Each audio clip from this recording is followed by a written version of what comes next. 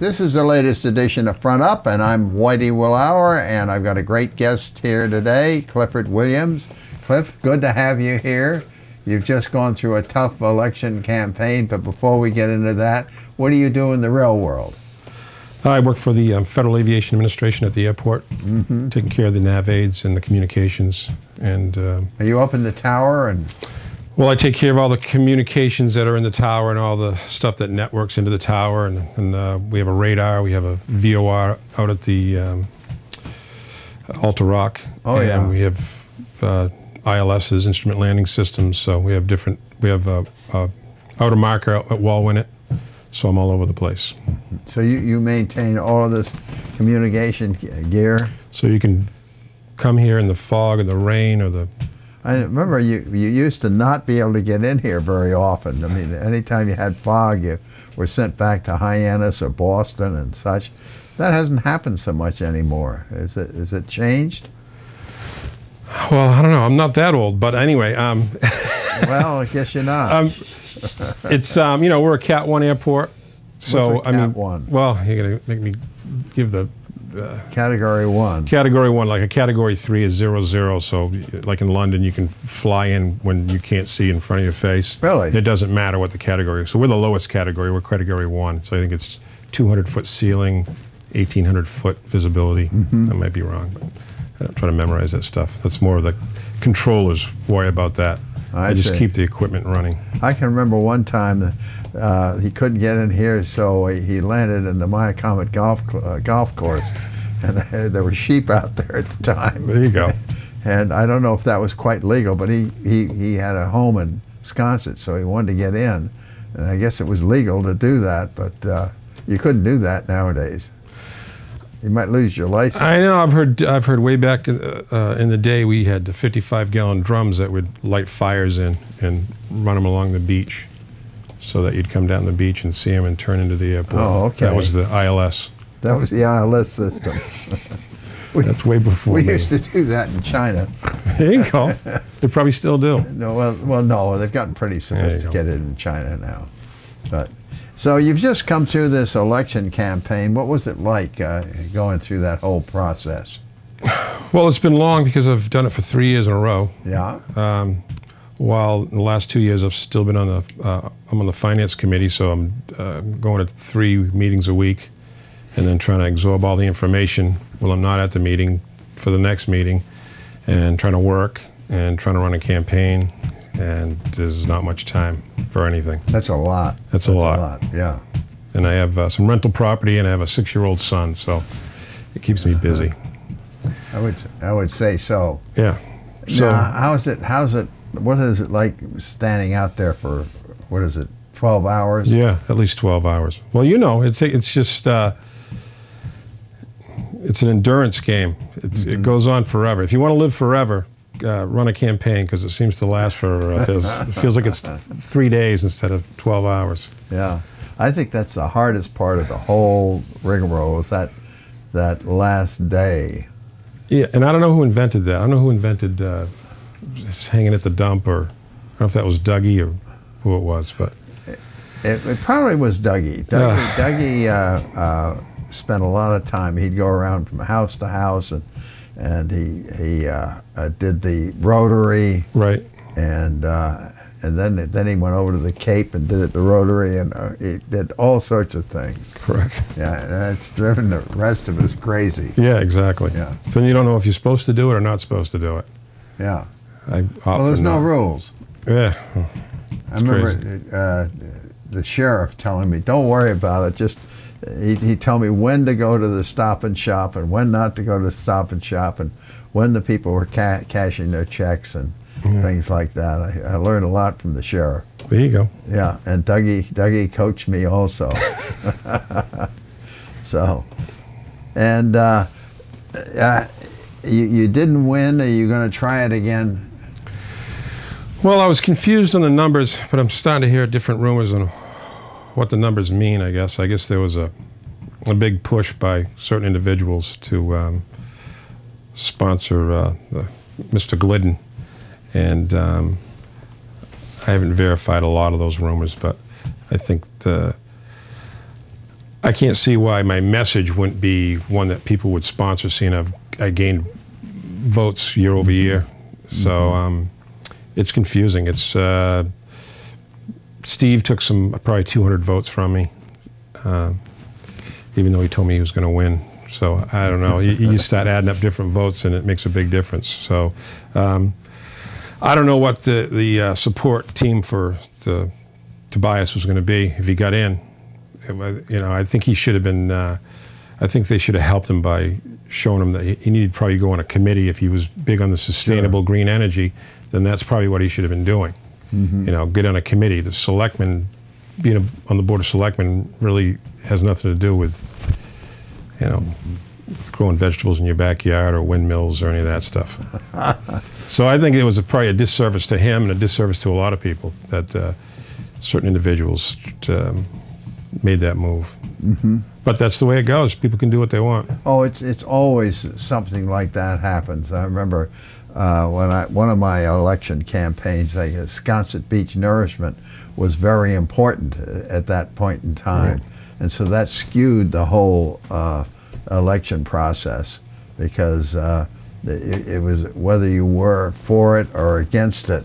And then those people showed up, and of course they didn't have anything to do with the candidates, but then that skewed who they'd vote for as far as the candidates were concerned. Right. And then I get confused, like certain people wanted the whole beach nourishment thing to come to town meeting, and then when it was obviously at town meeting, and then they were still mad when it was at town meeting. So I'm not sure what they wanted. I thought there was a compromise, and I thought everybody was going to be happy, and still they were unhappy. Yeah. So it's hard to figure out what people want. If people want something and you're taking their direction, and then after you do it, they're still unhappy with it, I don't know what else. Yeah, it's a mystery. It is a mystery. Yeah. So yeah, it's tough. I really thought I've spent the last 3 or 4 years. I've been on the finance committee and gone up to the annual meetings and tried to study long-term capital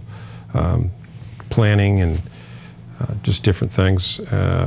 Whether it's the landfill, whether it's the airport, and a lot of things. So I thought I'd gained the trust of a lot of people, and I'd like to thank everybody that did vote for me for the last 2 or 3 years, and that's probably what keeps you going, because you feel obligated. Oh, yes. When people come up to me and say, well, I voted for you, and you're going to run again, and it's like, oh boy, I guess I have to run again. But so, I mean, this time, I guess I'd have to really, now that I've looked at it for another couple of days, see what the factors are going to be, because it seems to be a chess game. It's not as simple as I have the right views or I have the right opinion. Or well, sometimes it is and sometimes it isn't. I mean, so I got to get this. It seems like we're going more towards a national election where we're going to dig up dirt on people, or I'm not sure what. I had people coming onto my Facebook page yelling at me like I hated windmills, and I was against renewable energy, and I was like, where did you get that from? Yeah. So I'm finding there was a little bit of a campaign to put a message out there that wasn't so true, but it seemed to work. Yeah, I got entangled the first time. I got entangled with the yak.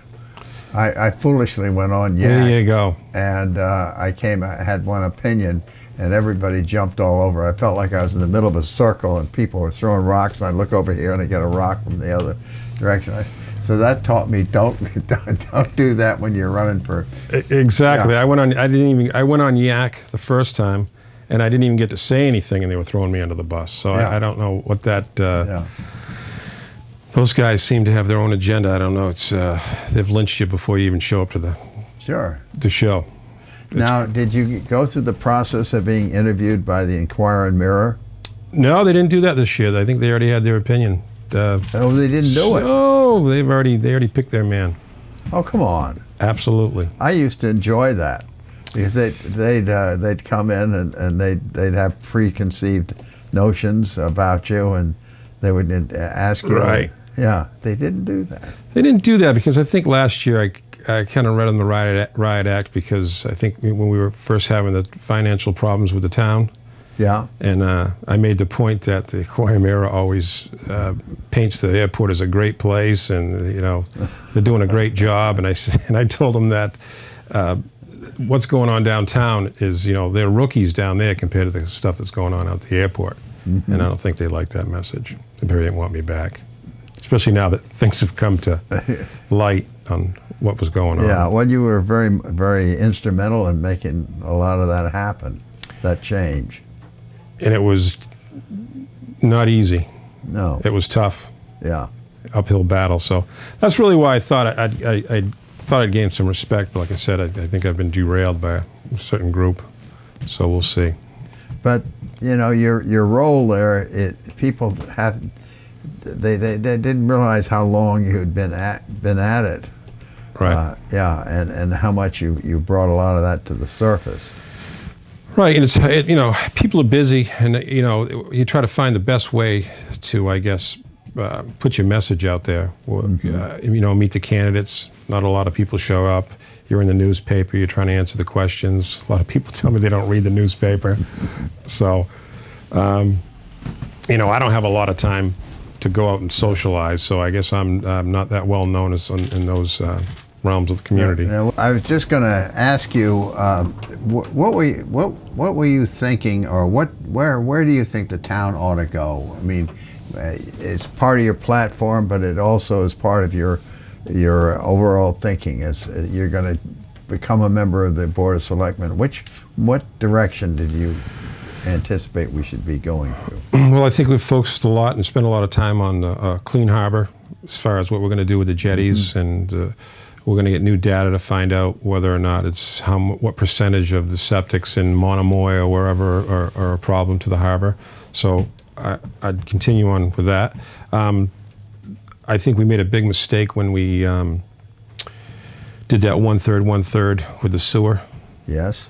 So, I mean, any huge capital project should be absorbed by the entire tax base, because I can show you a house that's worth about $600,000 that pays $1,000 or $1,200 in taxes, but their sewer is $1,000. Mm-hmm. So, as people have pointed out to me, you can get, for the $1,200, you can get fire, school, police protection, everything that rolls up into the town budget. Mm-hmm. But yet, you get that for $1,200 and you get sewer for $1,000.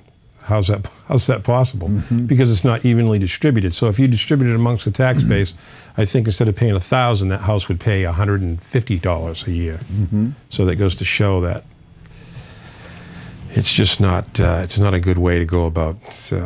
What did you think about the old police station having that upgrade? Did you think that was something we should do or shouldn't do? Well, I think we eventually. It's a building that we have, and we need to put the finance department somewhere. We need to get rid of the Mooney building, or it's no sense trying to fix up the Mooney building. It's not even functionally laid out right if you go in there. So I think that's an important capital project, and that was one of the things that I studied when I went away into the annual meeting for finance directors, was trying to come up with a long-term capital layout and how to save for it instead of just doing overrides and overrides and overrides. Mm-hmm. So. Yeah, I was all for that. Not right away. We turned it down because I think that's the discussion we have to have between the finance committee and the selectmen. And then the landfill. I've always wanted to get out to the landfill and dabble in that and see what's going on out there. I've never heard anything good about the landfill. Now, tonight we're going to be meeting the candidates for the airport manager. Have you got any ideas about the kind of person that ought to be managing our airport? I didn't get to read the bios of the candidates that are in the paper, but I tried to emphasize, because I applied for it. I applied for it 7 years ago when Al got the job. And I just tried to emphasize that when they talk about we're the second busiest airport in Massachusetts, yeah, and all these, and everybody has this vision that the airport managers out there navigating all the planes in, or that's their responsibility. When all those planes that fly around and navigate to Nantucket have absolutely nothing to do with the airport. It's controlled by the FAA. Right. There's 15 of us out there at the airport that control all that. Yeah. So so what do you break it down to? Just like when they Michael Daly, is that his name, the auditor, talked about the budget of the airport, and he says if you take away the fuel, all you have is a $6 million budget. Yeah. And we had, I think, 3 people in the finance department or 2 people running a budget of $6 million. So I look at the airport the same way. It's just a small airport, and we take care of painting lines, taking care of the runway lights, cutting the grass, renting to some vendors. And the most important part is just the ARF building, where we have to respond to a crash. So people have to be certified. But again, I don't think we need, I mean, some of these resumes read like, you know, fleet commander of NATO intelligence. I mean, I don't know what that guy is going to do here. I mean, that's a job. He should be running Logan Airport because that's a political position. Yeah. And we need more of a guy who's just worked at airports and blown snow and fueled planes. And so that's my opinion, but I don't know. That's interesting. I don't think they've listened to me. Yeah, I'm on the assessment committee. Okay. So I'm getting some help from you. Okay, we can talk more. Great. That's great. Well, I'm getting signaled here that we've run out of time, but thank you very much for coming in, and I hope you'll try again next year to get on the board. All right. Well, you're running next year, aren't you? My term is up. Okay. I haven't said whether I'm going to run or not. Okay. Libby told me she's going to run. There you go. There you go. No, I don't mean Libby. I mean Patty. I was going to say, all right, she's jumping right in. Patty. I was seeing Libby's picture here, and I was saying, Libby's going to, no, Patty's going to run. Gosh. That's great. All right. Okay. Well, thank you very much for coming in. Thank you. Right. That's great.